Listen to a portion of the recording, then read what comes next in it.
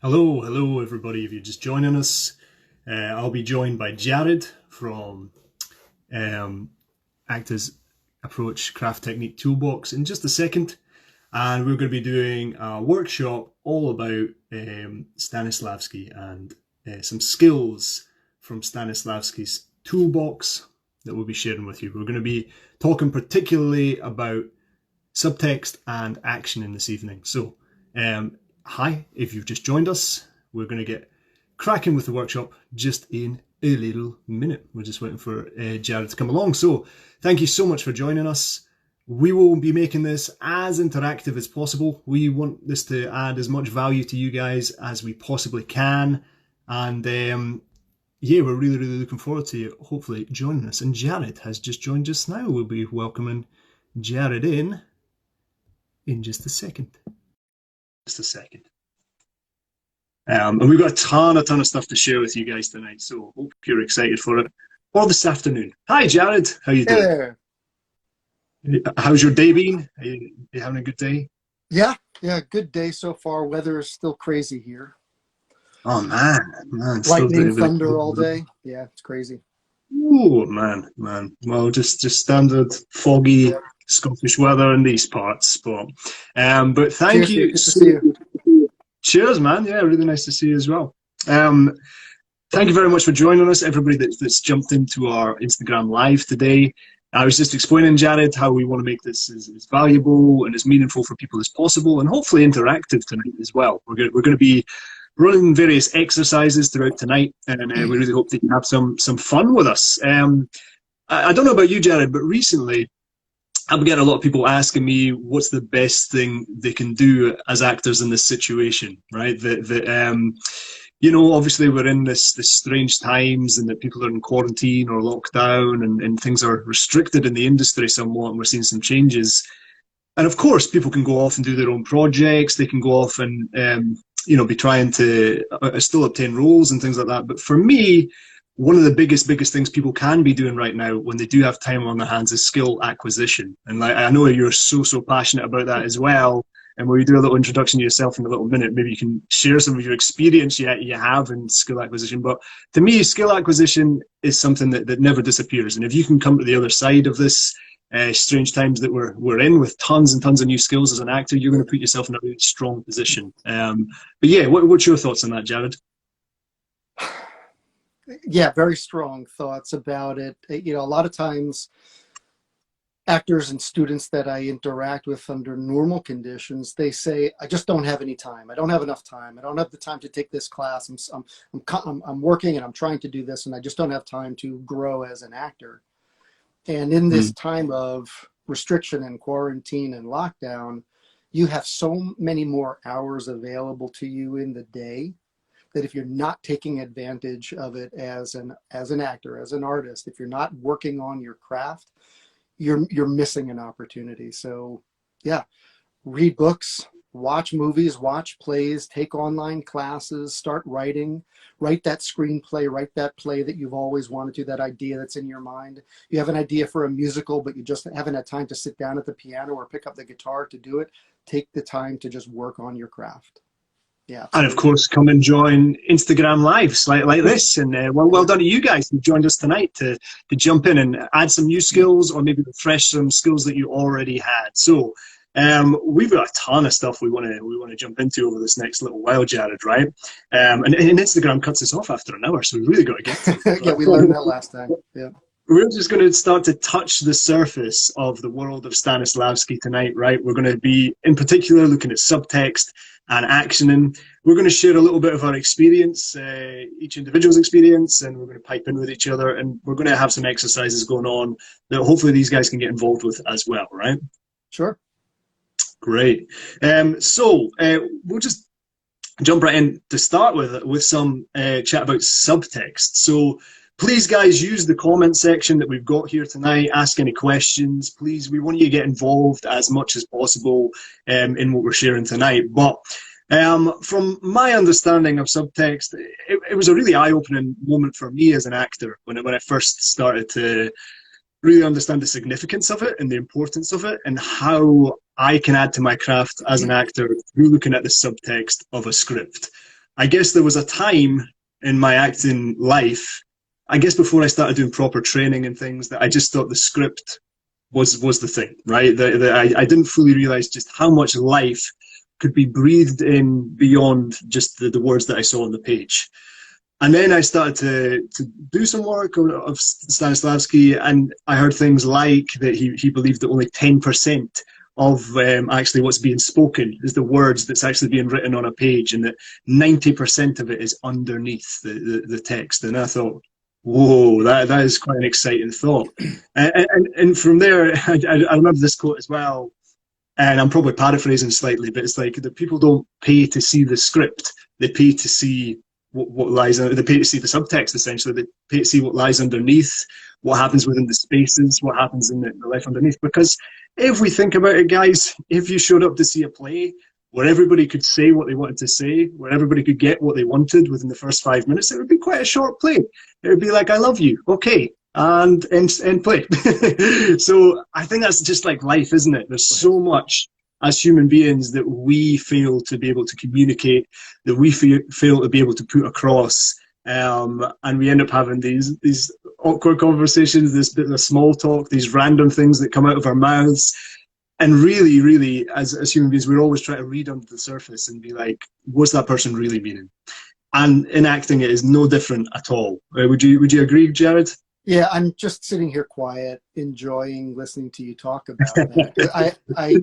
I totally agree. I look at it from this perspective where if the actor, while on stage, and we'll just talk about stage for right now, but if the actor, while on stage, only brings to life the literal interpretation of the words without any nonverbal subtext unspoken, then what the audience actually experiences while they're watching the play is probably very similar to what they would experience if they were home on the couch reading the play themselves. And you're absolutely right. We are transformed as audience members when we get to experience the truth on the stage. And that truth is not just the words, right? It is the words, but it's also so much of the unspoken. It's the energy between the people. It's the look, it's the body language. It's the unspoken. It's how the words are delivered that may not necessarily ring true, which then reveal that there's something beneath the words. So yeah, I think it's the actor's sincere obligation or responsibility to look at the script and identify opportunities where the words share the thought, but not necessarily the truth that lies beneath that thought. And the subtext does that. And so then how do you bring that to life? You know, that's part of what we're going to be talking about today is once you intellectually examine and make a determination what that subtext is, how do you bring that to life? How do you make sure that at least the audience picks up on it? There's something else going on here. Yeah, 100%. Yeah. And I guess also we'll look a little bit into how text can kind of be laced with little clues as well, little ways in, little hidden things that might put you in certain directions. It's not until you take a closer microscopic look at things you go, oh, I would have missed that in the first reading. You know, and then you can pick up more and more about your character as well. But it wasn't until I started to engage in the wonderful world of subtext that I started to cement my ideas about objectives as an actor, getting ideas about what my character really wants. I think Stanislavski even, you know, believes that, right? That this is how to unlock your objectives as an actor, is to look at the subtext as well. I agree.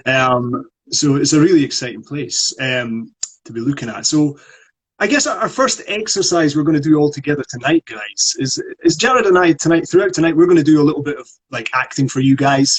It's not something we've rehearsed. It's not something that we've practiced or anything like that, but we're purely doing it from the basis of looking at subtext, okay? And looking what might lie underneath. We have picked 2 texts for you this evening that we're going to do some exercises with. The first one being The Homecoming by Harold Pinter. And there's a particular reason why we chose this text, and it's a very short extract that we'll share with you.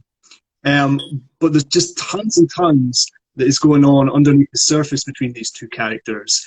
And we'd like you to really get engaged and let us know what you think is going on in this short scene that we're going to share with you in a little minute. However, I see we've got a little comment there, Jared. I maybe missed it. What have we got here?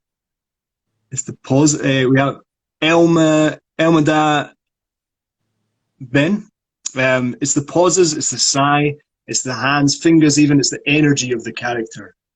Absolutely, absolutely. Absolutely. Yep. And that's not the words, right? That's everything in between the words, on top of, beneath, between, below. Mm. Yeah, it's very true. Yeah. And if you joined us on our last chat, we were talking about that, the importance of behavior over the words as well, right? Just how much of our communication is read into from behavior alone, you know? And how much behavior will come from Jared and I's scene that we're away to do just now. I don't know. We'll have to see. But what we're really looking at here, guys, what the objective is, what we'd like you to be focused on, and we'd love to have a chat about this, is what do you think lies underneath this scene? The two characters that are in this scene, what do you think lies underneath? What do you think they're really trying to say to each other in this short extract? So, Jared, I attempted to do the copy paste, but it just didn't go. Right. So we're trying to break some mad technological limits here on Instagram. So this is low tech. It's pretty low tech, yeah. The only thing is I'm getting it backwards, which is like cool. It's a cool idea. If people can read back, maybe some people can read backwards. I don't know. We're trying to find a way to store the text so that we want to be doing it for you guys tonight. However, we might be unsuccessful with that. Like technology, we're learning bits and bobs as we go, aren't we, Jared? So, sure. So you just have to listen really intently to this, I guess, right? They just have to listen, those guys. Sure. Yeah. There's another comment about also making choices while acting, and I'd love to talk a little bit more. It says Jared Matthew. What do you mean when you say choices? Because that word choices is defined differently depending upon which school of thought you're coming from. So leave a thought or a comment about what you mean by choices, and then we could jump into that a little bit later too. Fantastic. So we're going to dive into this scene now, guys. You may know this play already. You may not know this play. You may be coming at it with completely no context whatsoever. I think either way is absolutely fine because you're just listening to the moment that we're sharing with you right now. But we will give you a bit of context as to who we're playing a little bit. I might just read this first part, Jared, this stage directions that we've got at the start, yeah? It might just be helpful for people to sort of place where we are right now. So, Jared will be playing the part of Max, and I'll be playing the part of Lenny in this scene. So it says, evening. Lenny is sitting on the sofa with a newspaper, a pencil in his hand. He wears a dark suit. He makes occasional marks on the back page. Max comes in, who happens to be the father of Lenny. This is Lenny's father that's coming in. From the direction of the kitchen. He goes to the sideboard, opens the top drawer, rummages in it, closes it. He wears an old cardigan and a cap and carries a stick. He walks downstage, stands, looks about the room.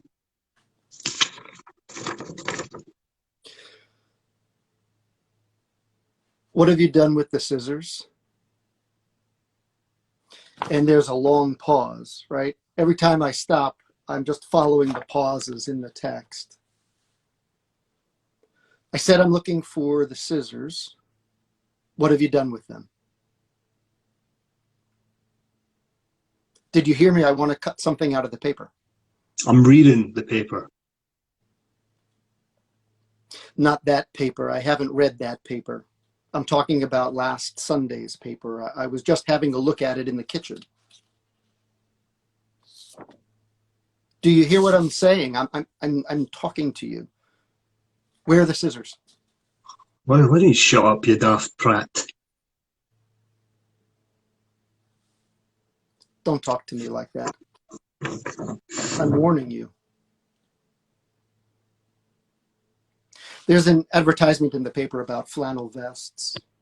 Cut price Navy surplus. I could do with a few of them.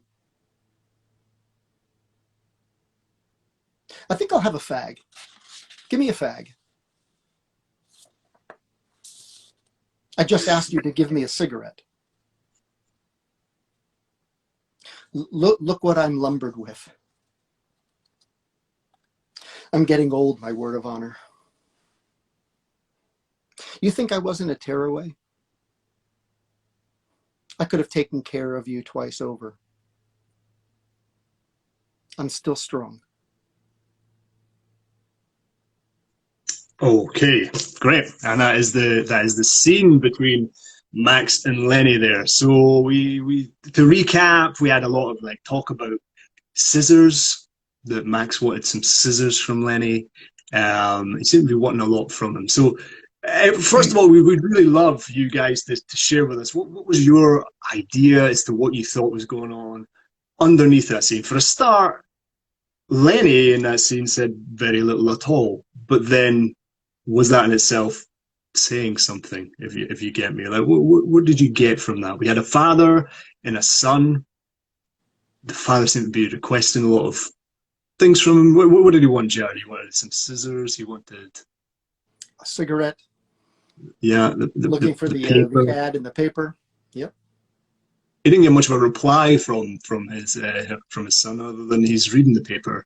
Yep. And why don't you shut up? It was his two replies. The interesting thing is that nearly every other line there's a distinct pause. So all right, it's backwards. I apologize, but you can see pause. Another one. There's pause and pause. So if we're being faithful to what the playwright's clues are in guiding us when we have certain pauses and certain punctuation, it should give us pause to, as an actor, as we're doing our script analysis, to just stop and think, is the character saying what they intended to say, or is the character stopping, processing, and changing thought, saying something else, maybe not expressing everything, every bit of the truth in that particular moment? And so it's the job of the actor along with the director to dissect that and determine within those pauses, what's the intention? Is it there to create some sort of tension between the other actor to incite some sort of a response? Is it a moment where the character is having a change of thought and they decide, based upon what's happening between the two characters, decide to take the conversation in a different direction and maybe approach that particular objective sometime later? But if we just blow past the pauses, blow past the full stops, blow past the ellipses, blow past all the punctuation, Adam, that I know you're going to talk about in a minute, then we're not being faithful to what the playwright's original intention is. And certainly we want to start there, leverage that good information from the script, doing that script analysis and looking at the punctuation, and then ultimately through that make intelligent decisions about what that means to us from a subtextual perspective as an actor to help tell the story that you and the director, hope to bring to life. 100%. Yeah, no, totally. And I think that's it, isn't it? You get the pressure as an actor, you see this pause in a script and you think, what do I do with it? It's to spoil the flow of my thought. I want to say something else or something, but you have to be so faithful to it. If it's prescribed by the writer, by the playwright, you're doing them a disservice if you gloss over that information. We picked a Pinter piece because he is very famous for his use of pauses, right? He uses them, it even gets called the Pinter pause. He uses it very, very frequently indeed. And quite often his characters are in quite absurd situations, in situations where there's a lot going on underneath the surface as opposed to the words that's being spoken. And yeah, he uses it quite heavily. We've had a couple of comments about what people thought was going on in the scene there. Maybe the scissors were a murder weapon. Oh my goodness me. It's possible. Sure. You get this feeling of this toxic masculinity, this battle, don't you, almost between the father and the son. They're almost fighting for placement. Who's the strongest? Who's the alpha male here? And maybe the scissors were a threatening thing. Yeah, they could be. Look, this quote has been attributed to both Stanislavski and Anton Chekhov. Regardless of where it comes from, it's a really interesting point that if there is a rifle hanging on the wall in the first act, it better go off in Act 3. Otherwise, get rid of the rifle, right? What's it actually there for? And so, yeah, you sort of look at those scissors as, oh, is that the red herring? Is that going to come back to haunt us later on in the play? Yeah. And at the beginning of the play, we don't know. And in the words, right, we get, he wants to cut something out of the paper, but instantly, I think that's great, Jarrett Matthews. Instantly, you're getting this feeling there might be violence within this scene, underlying, underneath. Yeah. We have Elma de Ben. Where does this hatred come from? So Elma de Ben's getting this hatred just from those words. I mean, the sons. So picking up on the sons, he must have a disappointment in him. That is really interesting that you picked up on that. Oh, and Noreen's here. Hi, Noreen. Hey, Noreen. Good to see you. is really interesting because the son, Lenny, said very little. 2 lines there. But what you were reading into that was there was hatred, there was disappointment. All he was doing was reading his paper, right? But from his silence, we can pick up, well, there's a reason that he's being silent. He's not being silent because he hasn't had any lines written by the by the writer at that point. He's got no lines at that point for a reason. Right. And I actually think that in this battle, I mean, this battle for masculinity to be the alpha male, Jared, who do you think kind of wins at the end of the scene here? And you guys, please let us know as well in the comments. Who do you think wins in this scene? Yeah, look, I feel like the character that I was reading, Max, was not holding the power stick at the end, right? He was trying to prove, you know, hey, back when I was younger, I used to be this man of bravado, this tearaway. And so if I actually still held the power, if that balance of power was still tipped in my, you know, in my direction, I wouldn't need to share that. So yeah, it feels like in that particular moment at the end, Lenny's the one holding that power stick.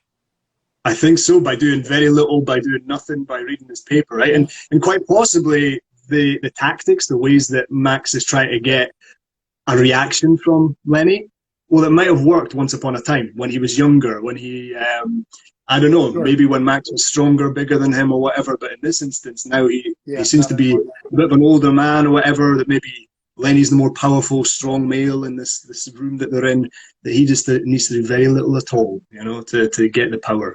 You brought something up I want to circle back to, that just because the playwright did not write lines for a character in a given moment while they're on stage does not mean that they don't have thoughts, and it does not mean that they don't have something to say.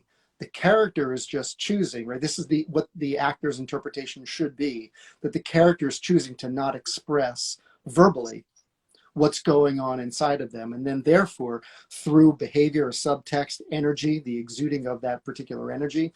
So Stanislavski talked about invisible rays, right? The energy that just exudes from people.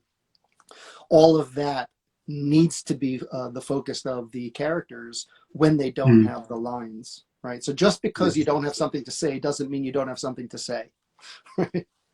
Yeah, absolutely, absolutely. And we talked about that in our last chat as well, right? About, is it ever possible to do nothing on the stage? It is 100% not possible at all. We're always doing something, right?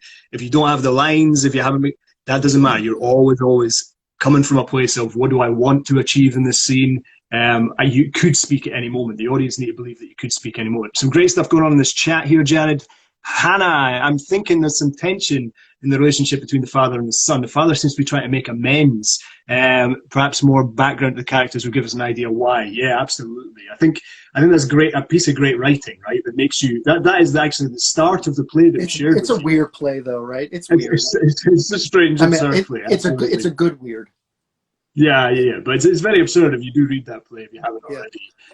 It's a very strange ending. But instantly, you want to know more about these characters. You get that tension. You're like, where does this tension come from? Where did it all appear from? So, fantastic. Excellent. And I think the son might win, says Janet. Excellent. So, we talked a little bit about those pauses there.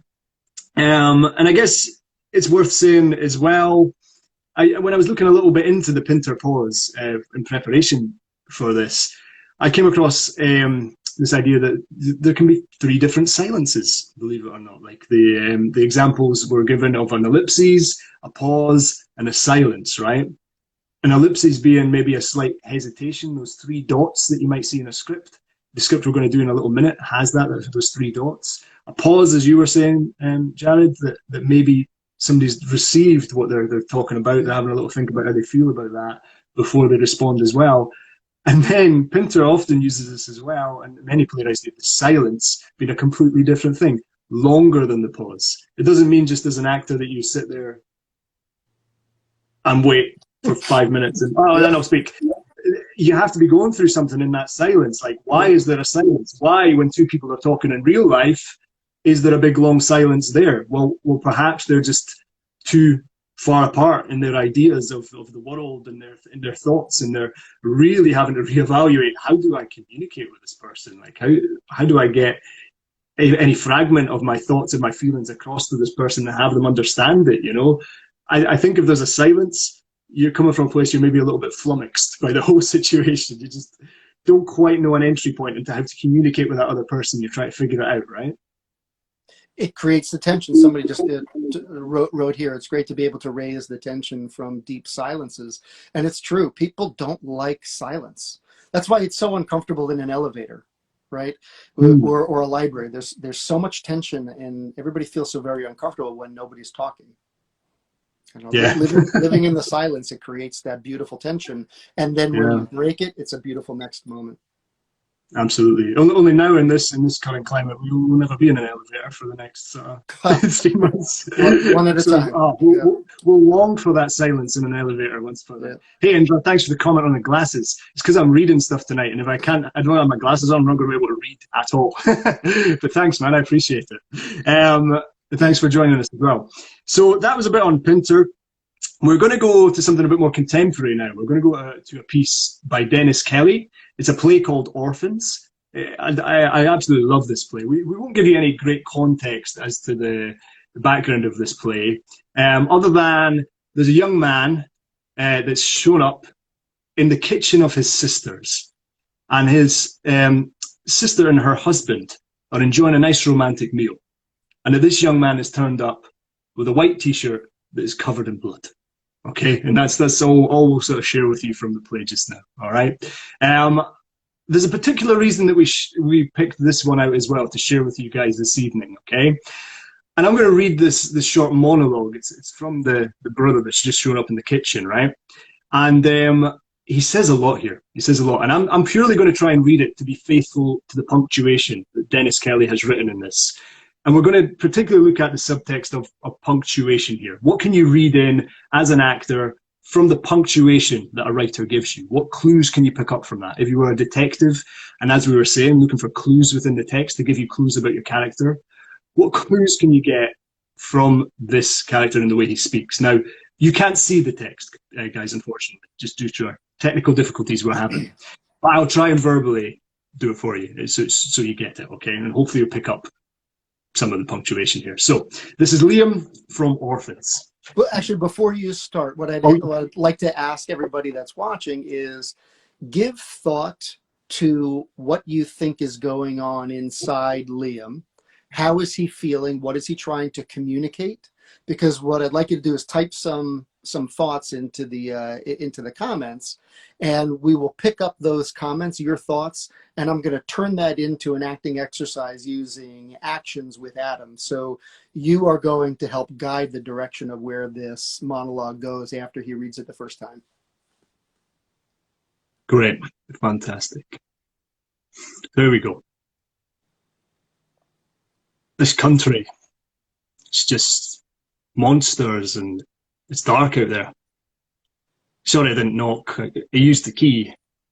I know it's just emergencies and stuff, but I thought this might actually be a bit of a, and I was thinking, what if I knocked? Hells. And you see me, it's like shock, someone like this, covered. But how do you not shock when you're covered? And then I panic because the door slams. That door, if you let it go, doesn't it, Danny? If you let it go, it slams. And so I was going to call out, but then I thought, you'd shit your fucking bricks. And in your health, condition and what you have, and you don't need to shit your fucking bricks in your condition. And I don't mean that to sound in a patronizing way, because it's not like you're ill or you're not ill or like ill or something. It's not like that. But if you heard someone in the hall shouting out, you'd shit your fucking, and that is not right. So I've been out there for about 15 minutes, really, not really knowing what to, do. And that's it. So you might not pick that up, but one run-on sentence.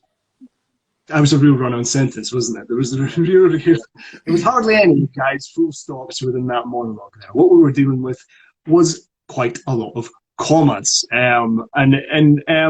yeah, we'd just like to put that out to you guys as well as getting prepared for Jared's exercise we're just going to do in a little minute. But what does that mean? A character that has very little full stops and lots of commas, what does that tell you about that character? Maybe share your thoughts in the comments if you can. We'll share our thoughts in a little minute. But if a character, you picked up a monologue for the first time, you're looking at it and, oh my goodness, there is like 10 commas here before there's like a full stop. Anxiety, confusion, someone with a lot of running thoughts is Noreen. Lovely, lovely. Mm-hmm. Any other ideas, guys? So we see anxiety and confusion. How do you bring to life the state of being in a state of anxiety, having anxiety? How do you create a sense of confusion? What is the actual process that an actor uses to take the concept? And I'll agree with you. Okay, anxiety and confusion, great. Let's use it. What's the specific process that the actor?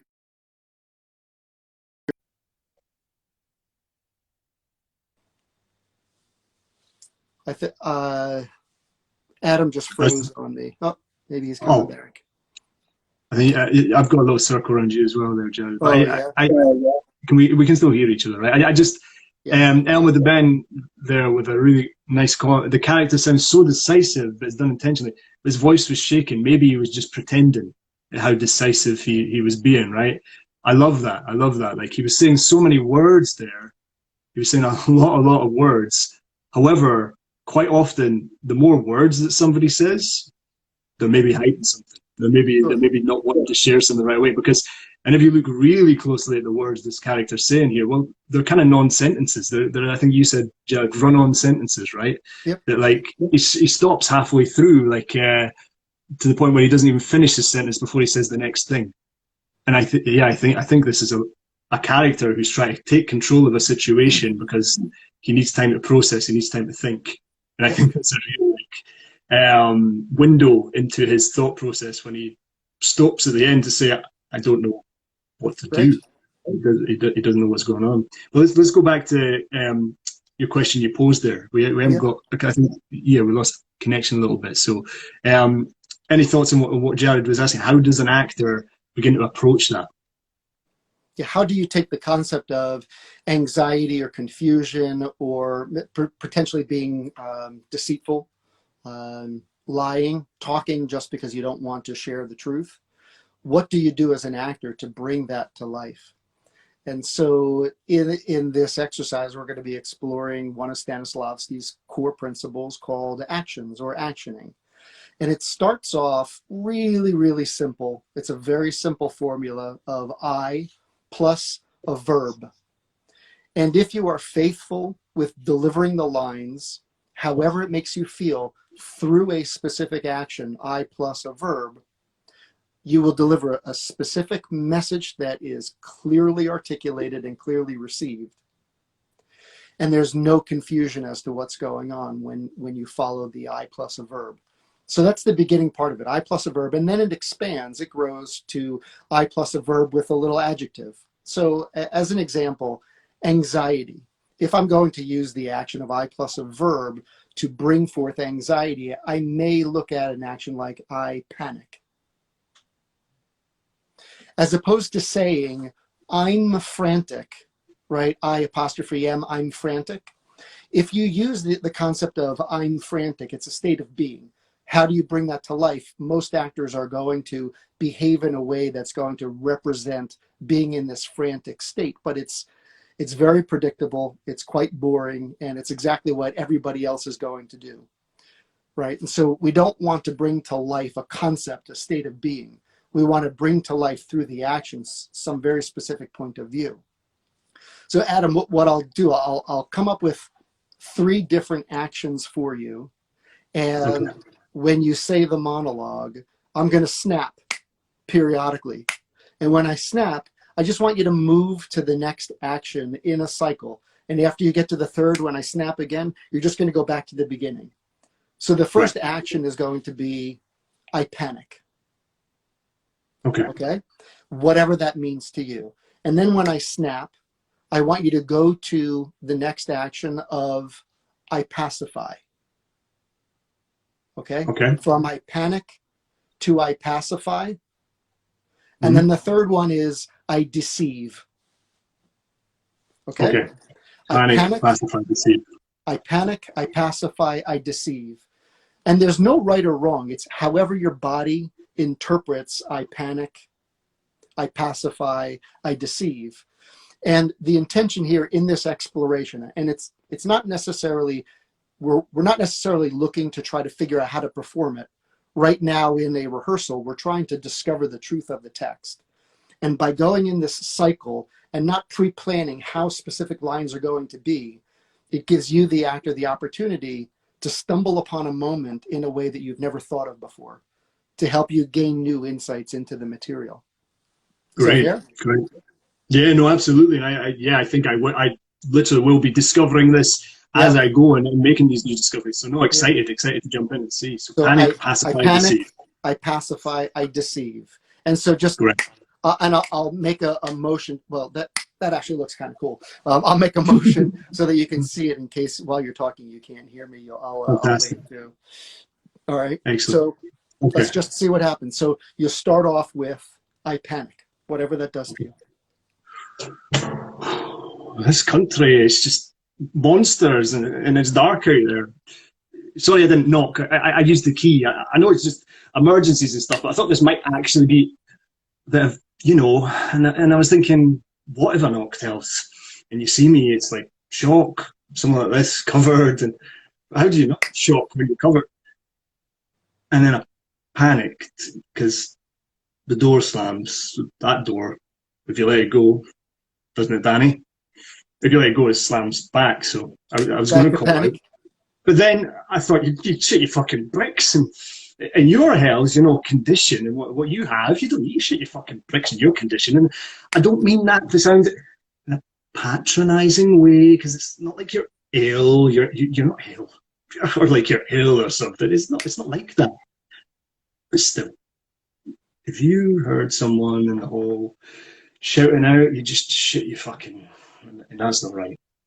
So I've been out there for like 15 minutes, really, not really knowing what to, you know,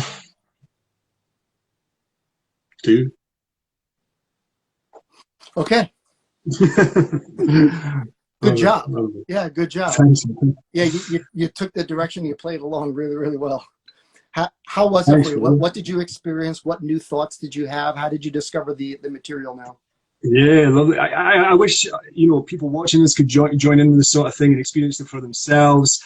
I think in order to get something from that, like you really need to just give yourself over to Jared's click, right? You can't have anything superfluous running on in your head. You can't be trying to intellectualize what you think panic and pacify and deceit is.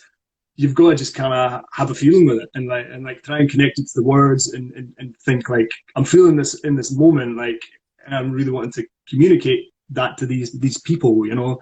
And like I think it's just taking that from it. I think, you know, it's slightly limited even, right? Just doing it on a screen or whatever, but like just taking that into your impetus, it kind of bleeds into your body and it affects you, you know, like it starts to affect you if you allow it, I guess. So I confront, I dismiss, I apologize.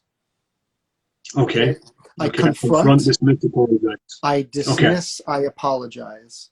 Let's go in a cycle and just see what happens to the piece while being faithful to the actions of I confront, I dismiss, and I apologize. Dismiss, apologize. Okay. Okay. I confront, I dismiss, and I apologize. Great. All right, give it a shot. This country, it's just monsters and it's dark out there. Sorry I didn't knock. I used the key. I know it's just emergencies and stuff, but I thought this might actually be a bit of, you know, and I was thinking, what if I knocked hells and you see me and it's like shock, something like this, covered, but how do you know shock? When you're covered and then I panicked because the door slams that door. If you let it go, I've forgotten the third one now. I apologize. I apologize. Doesn't it, Danny? If you let it go, it slams back. So I was going to call out, but then I thought you'd shit your fucking bricks and your hell's, you know, condition and what you have. You don't need to shit your fucking bricks in your condition. And I don't mean that to sound in a patronising way, because it's not like you're ill. You're not ill, or like you're ill or something. It's not like that. But still, if you heard someone in the hall shouting out, you would just shit your fucking. And that's not right. So I've been out there for about 15 minutes, really, not really knowing what to, I apologize. Do. Yeah. Lovely, lovely. How was that experience for you in comparison to the first one?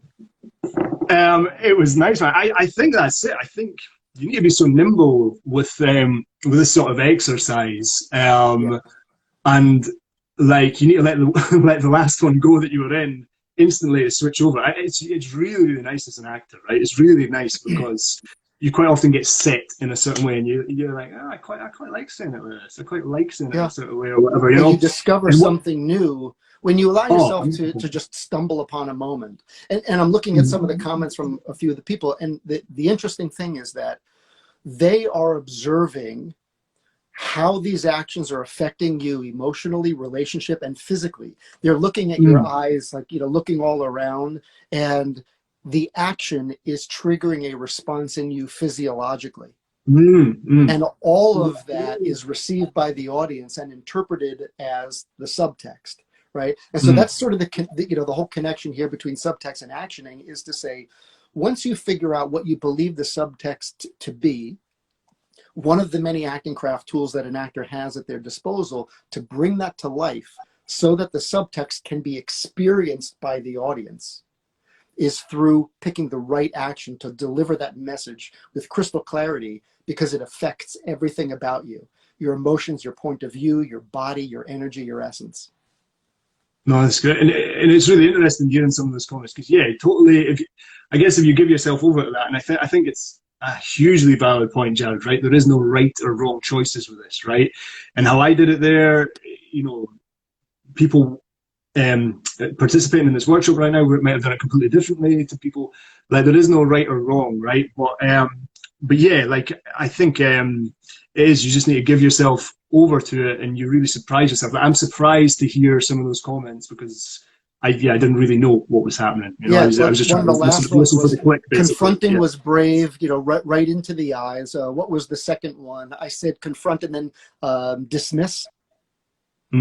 Just like brush it off as if it's not really important was the second one, and then apologize. And so you can see how when you were confronting, it wasn't just the way you were saying it. Your whole body came forward, right? There was no obstacle between you and the other person. It was a direct line from you to them. That confrontation really resonated. And the moment that you morphed into the next action, your whole point of view, your whole body, your whole energy and essence changed. And we, the audience, then look at those changes as the truth, the subtext beneath the spoken word. We hear what you're saying, but we experience the truth. Yeah, no, 100%. And I think we kind of touched on it a little bit earlier. Like, the words that the character Liam, is saying right now, they're kind of nonsensical. They're kind of neither here nor there, a lot of the words, right? I mean, you get little windows into his thought process, but you're not quite getting too much from him because of all these commas, right? And I think that's really, like, there's a quote from Stanislavski about the comma. He says, love the comma because it can make people listen to you. You almost believe it's like a hand raised, like, and one more thing, I'm not quite done yet, I'm not quite done yet, I'm not quite done yet. But I think what we're getting from Liam right now is he needs an outlet for, like, all this energy that's going on inside of him. He just doesn't right now in the play quite have the words to sort of share with his sister and with his sister's husband. Because of what has just happened, right? What's just happened to you, right? Where you've just come from has triggered that. Yeah. I'm looking at I'm sorry. Oh, yeah. I'm just looking at one of the comments. I just wanted to address it from Matthew. So it says, for instance, to answer your previous question, if you want to convey a sense of anxiety, right, that state of being, you might choose to alert. You might choose to alert to danger of something, for instance, so that you don't play the emotion. Yeah, so I'll sort of address that backwards to say an emotion is not something that you work for. An emotion is something that you attain through an experience. We don't work to feel something. We have an experience, and the result of that experience is the emotion. An emotion is something that you attain. If you as an actor are working to try to feel something, you're working to try to bring this emotion to life, it will always, it's like holding the stick with the carrot in front of you. You're never going to be able to get it, right? It will always be elusive. We attain the emotion by working the craft. And so if I want to have the audience experience that I am in a state of anxiety, he's saying I can choose to alert to danger, right? I alert to danger. I'm totally okay with that, right? If that action of I alert to danger pierces your heart and triggers in you an overall shift in your thoughts, your behavior, your energy that help you convey that sense of anxiety, then I alert to danger is a beautiful action, right? It's got to make sense to you. And so some of these actions, Adam, that, that I threw out at you, some of them you understood and it made sense to you and you applied, but some of them felt really good. Some of them felt like, oh, that one works in this piece. Those other ones I sort of get, but my response to that is not as intense as some of the other ones. And so you trust your body because your body knows what to do before your head figures it out. It's crazy, right? It is insane. Like, and I think you just have to be so open to that, right? And I feel like if you're just starting this action and technique, if you're just starting to do it, what might be holding you back is possibly yourself, right? Maybe habit tensions that you might have, maybe sort of being in your head a little bit, sort of overthinking what's being asked of you. And I just hugely recommend it, guys, from a point of view of just doing it with Jared there, is just give yourself over to whoever's doing that actioning with you. Just completely trust them and just let them take you on that journey sort of thing, and try and put yourself out of the equation, and then you will make these discoveries, you will make these surprises, but you can't manufacture them. You can't have control of making these discoveries. And you're right, Jared, like some of those did feel like, oh, that feels kind of good for Liam. That seems like it comes from a genuine place. Right. That seems like something I could use and explore later on. And maybe as I develop his character and I look at objectives and things like that, like, well, actually, that dangerous side to him, that I confront thing, on the surface, you look at this and you think, here's this anxious guy who's in a panicked sort of state and he's letting off some steam, but actually, no, like he does have this sort of sinister, quite controlling side. That confront for me, when you shared that with me, I wouldn't have necessarily thought that, but it hit for me. That's something I could use, Yeah, and so having the trust and the faith in the process to go explore these tools, I think it does two things. It opens you up to make new discoveries to the material that you would have never thought of before, to help give you insights into how you may interpret it.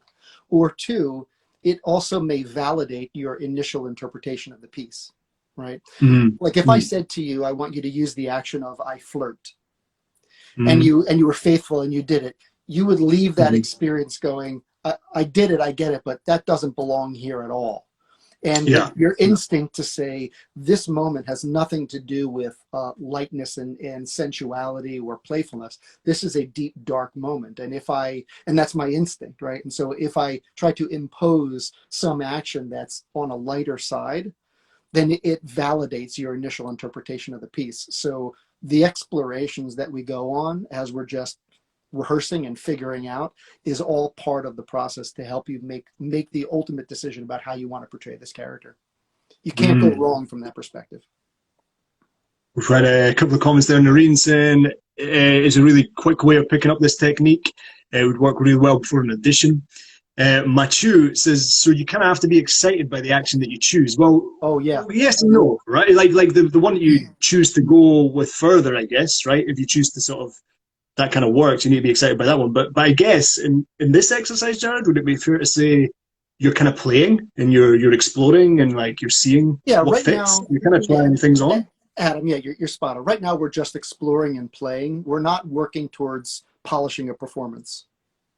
But the comment of you have to be excited about a particular action in order to use it is probably pretty true. That if the action just stays locked in your head and it doesn't pierce your heart or pierce your guts in a way, then pick up a thesaurus and find another word that's similar to what the intent is, and explore that one to see if that one pierces your heart. Because the more you trust your body, the more that it excites and incites something in you, the more palpable the response will be from the audience's perspective. And Great. then Noreen's comment about, this could be something incredibly useful from an audition perspective. Absolutely, yes. Right. You're in an audition and you do your first interpretation of the piece. And the casting director says to you, hey, I like what you did, but what I'd like to see is a little bit more assertiveness from you. You seemed a little bit too passive. I think that the character has a little bit more assertiveness to them. Can you do it again with a little bit more assertiveness? Well, without a craft tool, most actors are just going to try to be assertive. And it's going to be representational acting, and they're not really going to know what they're specifically doing. They'll do something that represents being assertive, but they're going to leave the audition feeling like that one didn't really connect for me. But if you can very quickly take the direction and identify the action that marries that, so I assert, I confront, I teach, I lecture, I demand, I command. If you're faithful through actions that align with being assertive to you, then you'll be delivering those lines in an assertive way, and you're going to give the casting director that result-oriented direction that they've given you, and you'll feel good about it too. Does that make sense? I think it makes a lot of sense, Jared. Yeah, 100% it is. And hey, I think we don't know what stage you guys are at in your acting lives and your acting careers, but I can 100% guarantee that you're going to be throwing some kind of curveball in an audition when you've had a certain idea and perception of a character, and those casting directors and those people on the other side of the table have a completely different idea, and you have seconds to sort of change and adapt like 100%. So no, I think it is hugely, hugely valid, and you can see where this would be a useful technique in an audition situation. So I think, Jared, we have just about 5-10 minutes until we have to finish up here. Shuts us off completely. Yeah. I know, because Instagram Live cut us off last time. They just cut us, they chopped us out mid-sentence.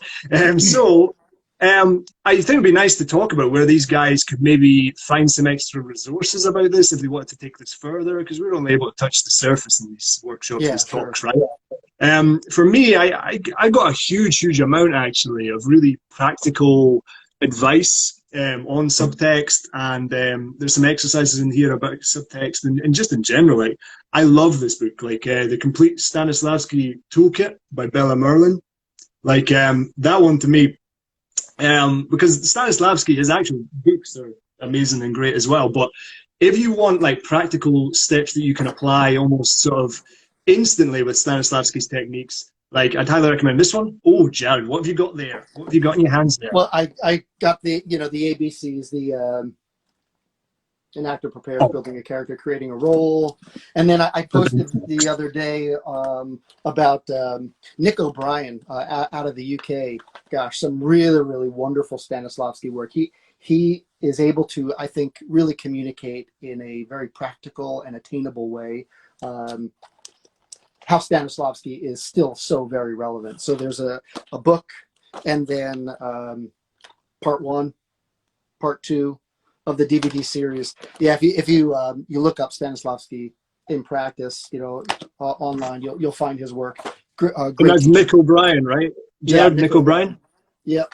I'll put him in the text just now, and we've got, I mean, those absolute foundational benchmarks. The Stanislavski himself, well, wrote but translated, obviously. And we've got Bella Merlin as well, if you guys are interested, just putting that in the chat just now. And I've got to say as well, and I know you like blowing your own trumpet with this, Jared, but Jared has hey, some... before you go there, I just want to, I just want to answer Matthews. I'll get it in real quick. He says, "Can I elaborate on the qualifying?" So it was I plus a verb, and then we can add, so I confront aggressively. I carefully confront. Right, you add an adverb of some kind into it in order to give it a really specific quality. Right, so I apologize wholeheartedly. Right, I apologize honestly. I apologize shamefully. If you can qualify it a little bit, it pierces your heart even further. And then the next step after that is involving the other person in it. Right, and so Adam and I had this talk about you, adding the you into it as well. Right, I wholeheartedly apologize to you. And so now, instead of it just being unidirectional, it's bidirectional, and you're talking about objectives. Okay. Great. No, great question. Back to Great the- question, Matthew. Yeah. Great question. Like, that's lovely. I really hope you take that further as well, Matthew, and Yeah. add it to your acting toolkit there. And I was just saying, Jared is very humble about this, guys, but he has an amazing resource. Like, and I wholeheartedly, hugely recommend that you do check it out over on his. I mean, the best place is to probably scroll over at his profile after this, Actors Approach, Craft Technique, Toolbox. And check out his website. He has uploaded how many hours of Yeah, technique and craft he uploaded? at actorsapproach.com, there's a membership site, 45 hours of acting craft training across 375 videos. Actions is one of many techniques that are inside the toolbox. And so I welcome everybody to come check it out. Honestly, guys, like it's very seldom that I'd mention anything else that anybody does, but you guys will get real value from this 100%. Like, it's amazing. Just like for the membership, the amount of just wealth of things that you get on there. I just kept clicking and scrolling through, and there's amazing. Because Adam and I have a great relationship. There's a special membership that has the Unstoppable Acting Studio logo on it. So if you're going to become a member through this and you like what Adam has to share, click on that one. Absolutely. Noreen's been on there. Noreen's loving it as well. So well done, Jared. Great work, mate. Great work. That is us for tonight, guys. Thank you so much for joining us. We do hugely appreciate it. This is only our second one that we've done of these. We are looking, Jared, right, to be doing this every 2 weeks. Different piece of craft, different piece of acting technique that we'll be picking apart, looking into. So we really appreciate you guys staying the course with us, and we really hope you got value, and it's something that you can add to your acting toolkit. We've got a little thing to test the waters with, right, Jared? We've got something. We're thinking of a name for our like whole Instagram live / we want to maybe do a podcast thing with this and stuff. And our name, I'll drum roll it, Jared. You can introduce it. Our name we're thinking of is Two Guys Talking Craft. What do you think, people? Two Guys Talking Craft. What do you think? Is it a winner? It's a pun. Come on, like. I think puns stick in people's heads. I like it, Jared. I don't care. These guys aren't quite there with it. I mean, I like it. I really like it. It's a work in progress. Yeah, it's a work in progress. Yeah, I don't know if that's like hay bales, just like. Right, there we go. We got some thank you. It's a winner. Thank you. It's a winner, says Indra. Yes, Indra. Thanks so much. Thank you. Yeah. I want to be Instagram live tonight. I don't want to be kicked off, so let's try and beat Instagram live without kicking us off. Adam, thank you so much. Thank you, Jared. Loved it as always. Loved Thanks it. to everybody. People like it. People like the name. They like the name. Fantastic. All right. Thanks for joining us, guys. We'll be back in 2 weeks. If you want to join us, look out for announcements on what we'll be talking about next. Thank you very much, everybody. Thank you. Goodbye.